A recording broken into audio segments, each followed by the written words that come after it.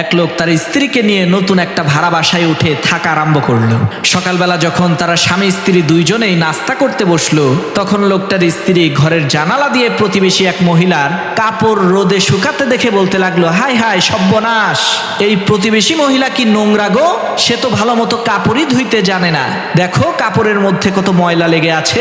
এইভাবে সেই প্রতিবেশী মহিলা যখনই তার কাপড় ধুয়ে রোদে শুকাতে দিত, তখনই ওই লোকটার স্ত্রী প্রতিবেশী মহিলাকে তুচ্ছ তাচ্ছিল্য করে বলতে থাকতো, কি অপরিষ্কার বোকা মহিলা, কাপড় ধুইতেই জানে না। এইভাবে চলে গেল 1 মাস। একদিন হঠাৎ করে সেই লোকটার স্ত্রী জানালা দিয়ে দেখতে পেল সেই প্রতিবেশী মহিলার কাপড়গুলো খুবই পরিষ্কার পরিচ্ছন্ন দেখা যাচ্ছে। তখন সেই লোকটার স্ত্রী লোকটাকে বলতে লাগলো, এতদিনে মনে হয় ওই প্রতিবেশী মহিলা কাপড় ধোয়া শিখে গেছে। স্ত্রীর এই কথা শুনে সেই লোকটা বলতে লাগলো, আরে না, প্রতিবেশী মহিলা কাপড় ধোয়া শিখে নাই, বরং তুমি যে জানালা দিয়ে ওই প্রতিবেশী মহিলার কাপড়গুলোকে দেখো, আজকে সকালবেলা আমি ওই জানালার কাজ পরিষ্কার করে দিয়েছি।